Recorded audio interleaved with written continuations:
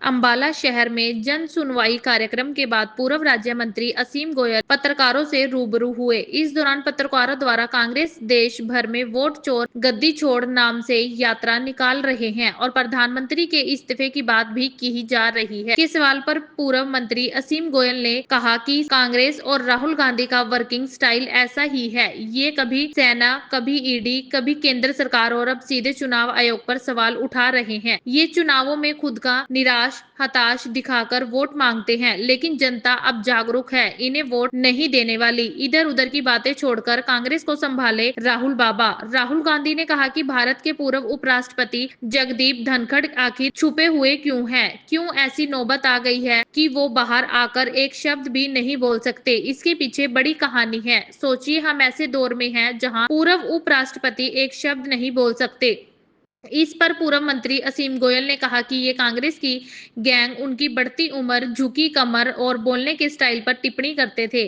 उपराष्ट्रपति ने स्वेच्छा से इस्तीफा दिया है और संवैधानिक तरीके से अगले उपराष्ट्रपति का चयन हो रहा है। राहुल बाबा अपना संगठन संभालने की बजाय इधर उधर की बातें कर रहे हैं। जेल से सरकार चले, यह ठीक नहीं। पत्रकारों द्वारा जेल से इलेक्शन न लड़ने वाला विधायक पास हुआ है के सवाल में पूर्व मंत्री असीम गोयल ने कहा कि यह बढ़िया है, जनता भी यही चाहती है। कोई भी पीएम या सीएम है वो कोर्ट से पाक साफ होकर आए और अपना पद संभाले। अगर उसे 30 दिन की जेल होती है तो उसे पद पर नहीं रहना चाहिए। जेल से सरकार चले, ये ठीक नहीं।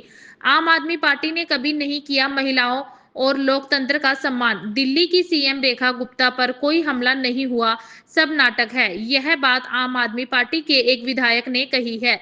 इस सवाल पर पूर्व मंत्री असीम गोयल ने आपको निशाने पर लिया और कहा, आपने कभी महिलाओं का और लोकतंत्र का सम्मान नहीं किया। दिल्ली की सीएम पर हमला निंदनीय है, इसकी जांच चल रही है, इसका सच सामने आना चाहिए, दोषी को सजा मिलनी चाहिए। तो ये तो पब्लिक भी नहीं चाहती कि जेल से सरकार चले। माननीय अमित शाह जी ने इस बिल को पेश करते हुए की बात रखी कि इस देश की पब्लिक बिल्कुल नहीं चाहेगी कि जेल से सरकार चले। जो व्यक्ति इस पद के ऊपर है उसके लिए कुछ मान्यताएं हैं, चाहे वो पीएम है, सीएम है, मिनिस्टर है। अगर उसको 30 दिन से ज्यादा की जेल होती है तो स्वतः ही उसकी वो कुर्सी चली जाएगी। आप, ये तो एक अच्छा उदाहरण है। आपको अगर कहीं पे ऐसी गलती लगती है, भाई आप कोर्ट में पाक साफ होके आए, दोबारा पद ले लें। लेकिन पब्लिक की जो मैं कहूंगा अदालत है, सबसे बड़ी अदालत है, सर्वोच्च अदालत है, और पब्लिक एक एक बात को एनालाइज करती है कि राजनेता क्या कह रहे हैं, क्या कर रहे हैं। तो राहुल बाबा को मेरी यही सलाह है। राहुल बाबा, आपके सलाहकार आपको बिल्कुल कांग्रेस के कफन में आखिरी कील ठोकने के लिए उकसा रहे हैं बार बार। आप उनकी बातों के ऊपर बिल्कुल अक्षरशः पालन ना करके थोड़े अपने बुद्धि और विवेक से काम लेंगे तो शायद ऐसी स्टेटमेंट्स आप ना। आदमी पार्टी ने कभी महिलाओं की और लोकतंत्र का सम्मान नहीं किया। केजरीवाल साहब के ऊपर शाही कांड हुए, थप्पड़ कांड हुए, सबने एक लिमिट में जाके उसकी भर्त्सना भी की और आम आदमी पार्टी को चाहे घेरने का काम किया वो भी किया।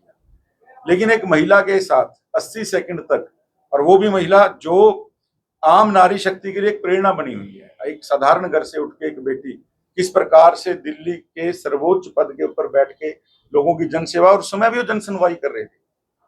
और कहीं से गुजरात से एक माने सुप्रीम कोर्ट का जो अभी निर्णय आया है डॉग्स को लेकर, स्टे डॉग्स को लेकर, उनका कोई ऐसा व्यक्ति कोई उठ के गुजरात से आएगा और इस प्रकार की हरकत करेगा, ये मैं सीधा सीधा मानता हूं नारी शक्ति के ऊपर भी और लोकतंत्र के ऊपर भी बहुत बड़ा हमला है।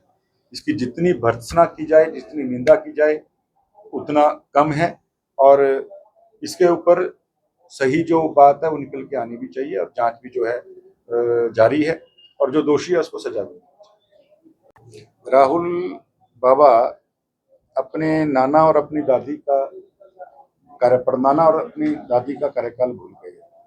जिस प्रकार से जवाहरलाल नेहरू जी ने, मैं आज स्पष्ट एक बात कहता हूं कि जिस प्रकार से संस्थाओं को बेबस और पंगु बना के कांग्रेस ने इस देश को सेवा के नाम के ऊपर लूटना शुरू किया। सबसे पहले चाहे वो मुंद्रा घोटाला था, जीप घोटाला, नेहरू जी के समय से शुरू हुआ, और तानाशाही की पराकाष्ठा 1975, जिसके 50 साल हमने अभी पूरे किए, आपकी दादी जी के समय वो पराकाष्ठा हुई। राहुल बाबा जब ये मध्यकालीन राजाओं की या युग की बात करते हैं, शायद अपने परनाना और दादी को भूल जाते हैं। मैं राहुल बाबा को पहले भी कहा है कि राहुल बाबा एक बार अपने परनाना और अपनी दादी के कार्यकाल के किस्से पढ़ लीजिएगा, आपको सब कुछ अच्छा लगेगा। आप ये कहेंगे कि देश बहुत स्वर्णिम युग में है। तो राहुल बाबा अपना इतिहास भूल जाते हैं और दूसरों के ऊपर उंगली उठाते हैं। राहुल जी भूल रहे हैं कि उन्हीं उपराष्ट्रपति को सम्मान के लिए लड़ना पड़ता था।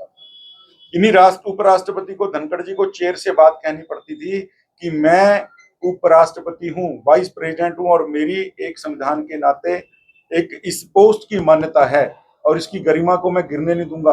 आप ही कांग्रेसी लोग, राहुल जी और उनका पूरा गैंग लगातार उनकी बढ़ती उम्र के ऊपर, उनके झुकती कमर के ऊपर, उनके बोलने के अंदाज के ऊपर लगातार टिप्पणियां करते थे। तब राहुल बाबा को याद नहीं आई कि उपराष्ट्रपति कहाँ थे। उपराष्ट्रपति जी ने स्वेच्छा से अपने पद से त्याग पत्र दिया और एक बड़े संवैधानिक प्रोसेस से अगले उपराष्ट्रपति का चुनाव हो रहा है।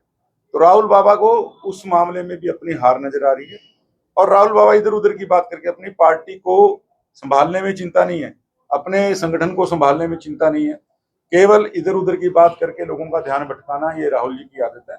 आजकल उनकी इस बात को कोई गंभीरता से लेता नहीं। कांग्रेस का वर्किंग स्टाइल समझिए, जब लोगों के पास कोई आइडियोलॉजी उनको देने के लिए नहीं रही।